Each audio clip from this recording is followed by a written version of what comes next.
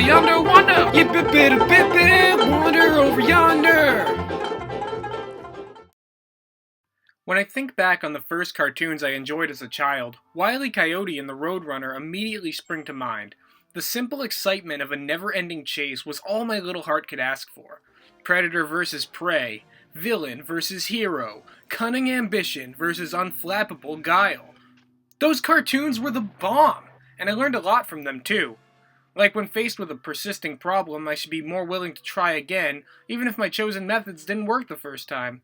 Like, Wiley, you almost had him with that one. I mean, you could tweak it a little bit, or throw the machine out and completely buy a new one. Whatever!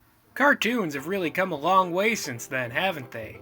Nowadays, we've got classics like Adventure Time, Gravity Falls, Legend of Korra, Over the Garden Wall, and Steven Universe, to name a few of the standouts. All of these shows have managed to capture for themselves the much sought-after, mature demographic. In this prospering renaissance of animation, one thing is clear. Cartoons are not for kids anymore. They're for booze-drinking, opinion-having, forget-to-shaving adults, like me. Or, so we tell ourselves. The truth is, we've all been suckered again by Western entertainment's collective push towards darkness and drama, meaning that in order for a kids' show to appeal to an adult audience, it must contain the signifiers of adult media, which for American-made productions means sadness and misery for everyone involved. That's not to say that any of those shows I mentioned aren't truly great. Over the Garden Wall, in particular, remains one of my favorite shows of all time. But there are definitely some shows that lean harder on the crutch of being adult narratives. I can't be the only one who sees this. Has all levity in the world been sold to Disney? Actually, it has!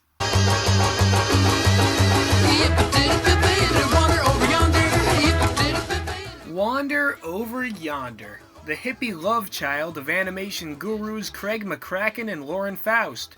Known for its trippy 1960s-inspired visuals and its unabashed morals on optimism and kindness. The star of the show is Wander, a Lorax Fix-It-Felix hybrid who travels the galaxy with his tough-as-nails steed Sylvia. Just like Vash the Stampede from the anime series Trigun, these two are all about love and peace.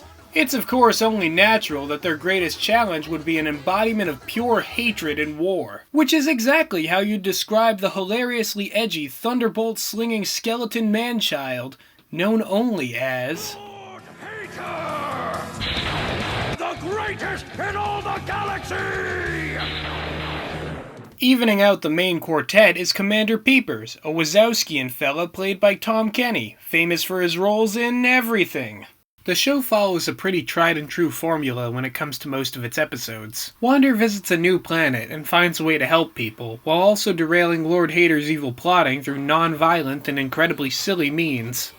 As a pacifist and a lover of freedom, Wander believes that helping people is its own reward, though he does have an ultimate goal in the show, and that's to bring Lord Hater over to the side of good and befriend him. What's interesting, though, is that as the series goes on, Lord Hater himself gets a great deal more focus and development to the point that he is carrying episodes on his own. Because both Wander and Hater are equally assertive when it comes to pursuing their goals, it's hard not to find something to root for in both of them, regardless of where the viewer finds themselves in the whole cynicism versus idealism debate. Wander is downright lovable, given life by the incredible performance of Jack McBrayer.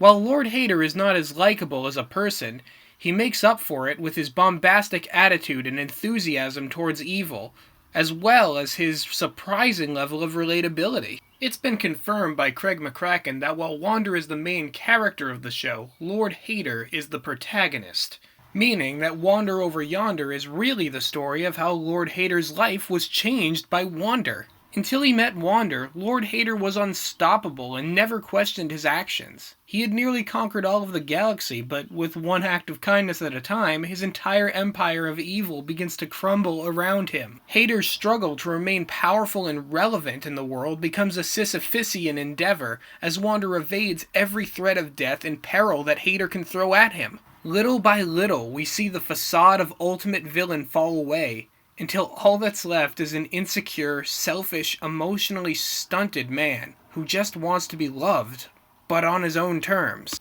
But that development's all secondary. Where the show really puts its focus is telling jokes and looking amazing while doing it. Wander Over Yonder is not just a silly show. To call it that would be a disservice. This is a show that takes being silly incredibly seriously.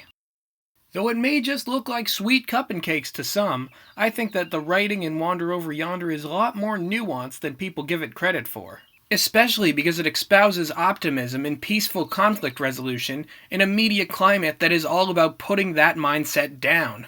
Truth be told, it does feel like the show is missing something towards the end of Season 1.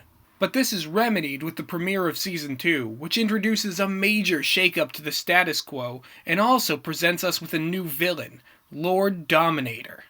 I could go into all the ways that Season 2 improves upon and even lampoons the formula of the first season, but I think I'll leave that to another video. For now, I'm just impressed that a show like this can stick to its guns in the era of crying breakfast friends.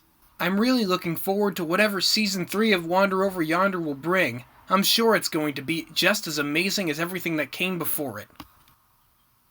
Oh, there's not gonna be a Season 3. It's cancelled. I guess there's not gonna be any more Wander Over Yonder. Guess that's time to pack it in. My fair Haiti, don't you give up. It ain't a total disaster. Hey, we gave it a go, put on a heck of a show, and did a lot of fun stuff we'll get to laugh about after. Seems like you're becoming someone a little less full of hate. Wait a second, what am I doing?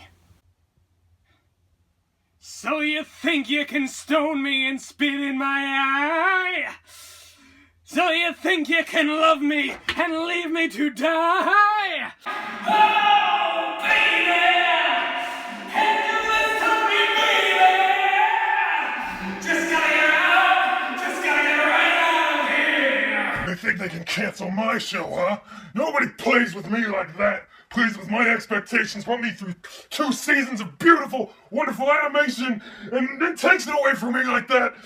Ah, I am tired, gentlemen, the greatest in the internet! You'll pay for this!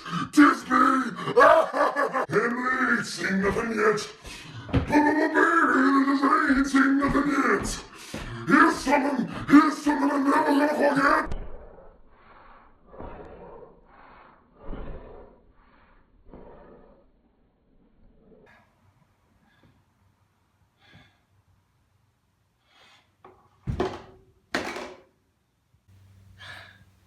Everything I care about gets cancelled, but why do I need to get upset about that?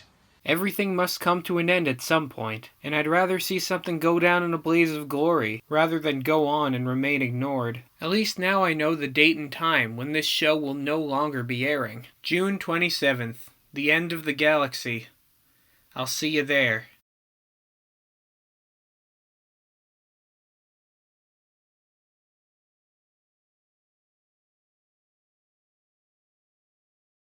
That's really how I'm gonna end it? What? Come on.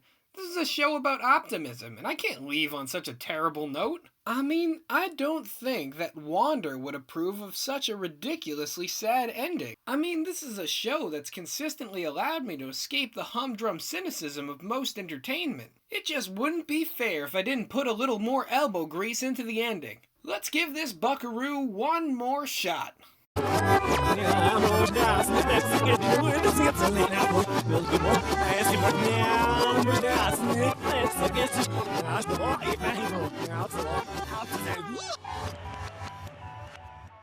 There's an episode in Season 2 where Lord Hater orders his watchdogs to make a propaganda film about him to impress Lord Dominator. She's a girl, by the way. Surprise! In a fashion typical of this show, most of the episode is spent on telling jokes, mostly at the expense of the infamous Filmation era of cartoons. There's also some truly hilarious and heartfelt lines like this one. We gotta animate a new ending where I destroy Wonder. Animation is so hard! People who do this for a living deserve more credit and respect! Overall, I'd say this episode is comparable to Avatar The Last Airbender's Ember Island Players. It allows the audience to have fun right alongside the characters, mocking the show's flaws, but also celebrating all the quality it brought with it. However, just like Ember Island Players, the episode ends on an ominous note, one that makes you know that Lord Dominator is a serious threat to everything that Wander Over Yonder stands for. And no, I don't just mean the characters. The scope of the danger that Dominator represents goes much farther than that. At the very end of the episode, Lord Dominator does see Lord Hater's cartoon, but she switches the channel immediately to something she finds better. And, surprise again, it's a show that resembles Gravity Falls. Driving mysteries. Ruff, I'm a dog, dudes. Now that's a cartoon. Now I do love the cameo, and Dominator's reaction to the cartoon is downright adorable, but let us not ignore the subtext that is lurking beneath the surface. When Dominator says, "Now that's a cartoon," she's not just dismissing Hater's cartoon, she's dismissing the very show she's in. She's dismissing Wander Over Yonder as not a cartoon. And is that fair? Of course not, but Dominator represents the new paradigm of cartoons. Like it or not, she's plunked our lovable characters into a season-long story arc. She's given Wander and Hater a common enemy to fight against, but also forced them to abandon their never-ending chase. And on top of all of that, not once has either Wander or Hater been able to stop any of her plans or goals. This is the final villain of our goofy little show about a wandering guy in space. Dominator is the literal heat death of silliness in cartoons. And that's what makes her the perfect villain for this show. Because even with all the odds stacked against it, Wander Over Yonder still sticks to its guns. Because even though almost every other popular cartoon right now is using violence as a narrative crutch, or piggybacking on the shock value of crushing a young protagonist's innocence, Wander Over Yonder is brave enough to stick to its core premise, a well-adjusted, mature guy teaching a not-so-well-adjusted guy that you can still be a good person in a cynical, awful universe. And maybe that's not what cartoons are supposed to be about anymore, and maybe we've grown out of such naive ideas, but I for one think that we can't abandon optimism, and cartoons can't abandon silliness, a trait that has defined them from their very inception. I have no doubt in my mind that at the end of the galaxy, Wander is going to face down Lord Dominator in all of her serious might, armed with nothing but a banjo ditty and his wits. And he's going to win, because this is Wander Over Yonder. Have you ever watched a show? Yes, this once I didn't know. How you think the show will go? Take a shot, my friend. I can see where I am going. Fighting this is my last name. Come in front, I guess I know My it. friends are factor on his name.